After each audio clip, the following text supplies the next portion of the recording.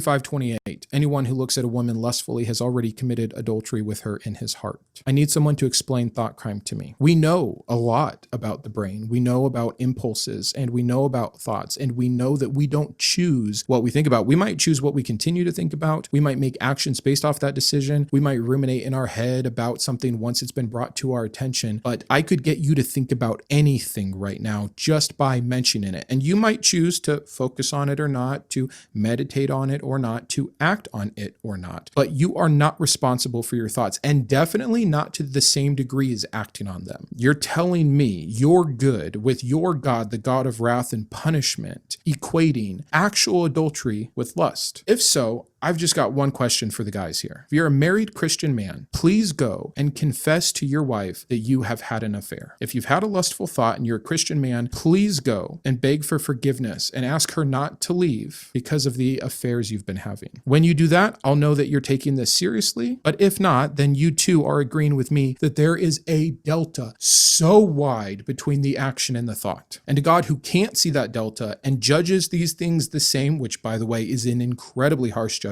as we'll get to in our next verse, might not be all that perfectly moral or perfectly just. What do you think? So as for how seriously that God takes sin, let's hear from Jesus himself. Matthew 5:29 through 30. If your right eye causes you to stumble, gouge it out and throw it away. It is better for you to lose one part of your body than for your whole body to be thrown into hell. Jesus is warning that there is a consequence that is extremely severe, and that because of the severity of the consequence, whatever you believe it to be, you need to take sin, even lust in the thought. Again, it's referencing back to the eye because that's what you see with, that's what you lust with. Better to just tear it out. And sure, maybe that's hyperbole. But even metaphorically, this is still insanely extreme, and it's still fear-based. It's still commanding obedience out of fear. If even Brandon.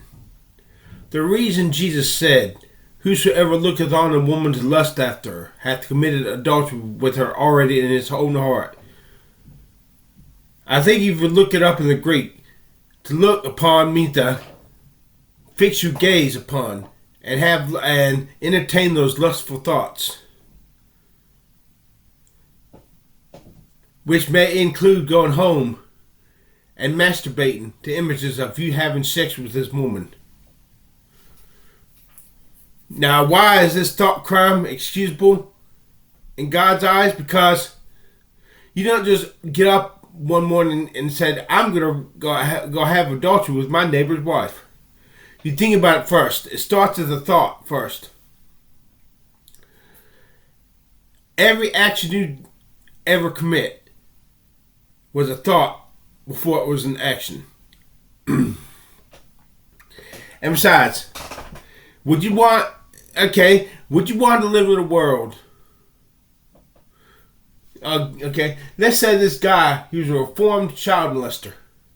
He's paid his due to society. He's gotten psychological counseling. And as Matt Dillahunty said once in a video, it's okay to be a child molester, just as long as you don't act upon your desires. Let's say, would you want this reformed? Let's say he would never ever molest another child for all the days of his life. Let's see you know this. You just know this. Would you want this man moving next door to you and your daughter, your little girl, if you had a little girl, if you knew that although he would never molest another child, he would look at your daughter whenever he got the chance to and go home and masturbate the images of him having sex with your daughter? Would you want this guy living next door to you? Of course you wouldn't, unless you're a psychopath. You would want him to move somewhere else. Damn it, you would want him moving somewhere else. Let him lust after someone else's daughter, just not your daughter. Same thing with God. In a perfect world, there can be no sin because you don't even want to sin. You don't even have the thoughts you don't ever even think about sinning. If you live in a world where everybody does the right thing, but people always people think about doing wrong things and want to do the wrong things, but don't because they use discipline, they're still not good people. Oh, their behavior is good, but they're not good people themselves. They're not intrinsically. They are not intrinsically. God damn it! They're not intrinsically good. This is why Jesus said, "Except your righteousness exceed the righteousness of the scribes and Pharisees, ye shall in no case enter into the kingdom of heaven, the kingdom of God." Because you got to be righteous to the core. You got to be dyed in the rule good. Dyed in the wool. The Pharisees kept all the laws perfectly.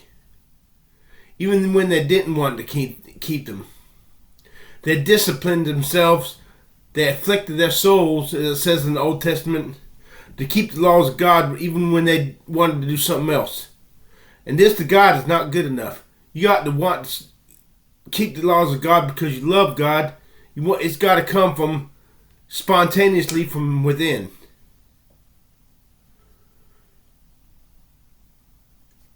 So that like I said, whosoever looketh on a woman to lust after her hath to commit adultery with her already in his heart. And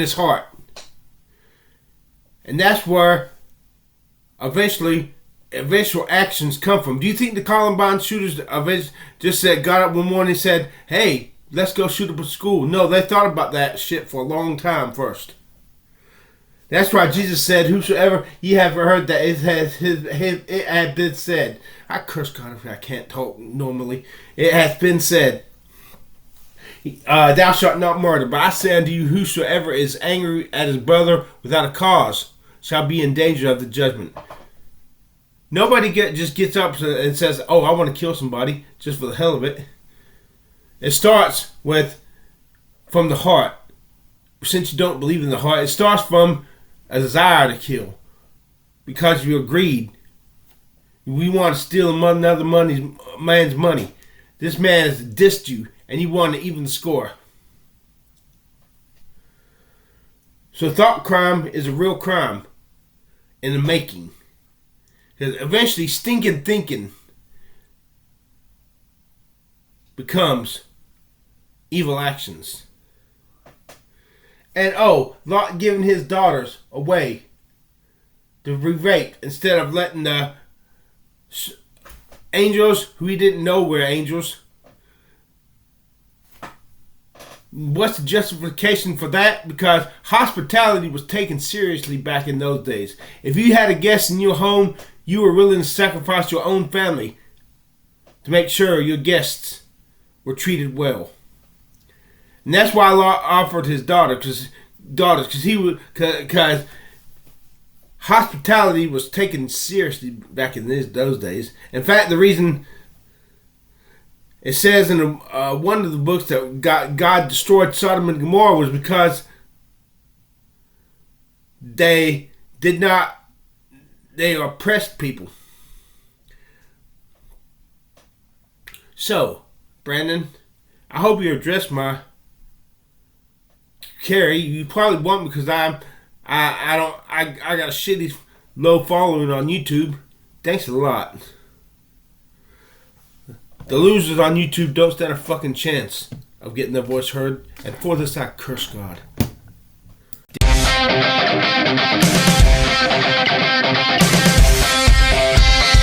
Baby, push my face. I'm a basket cake. Baby, push my face.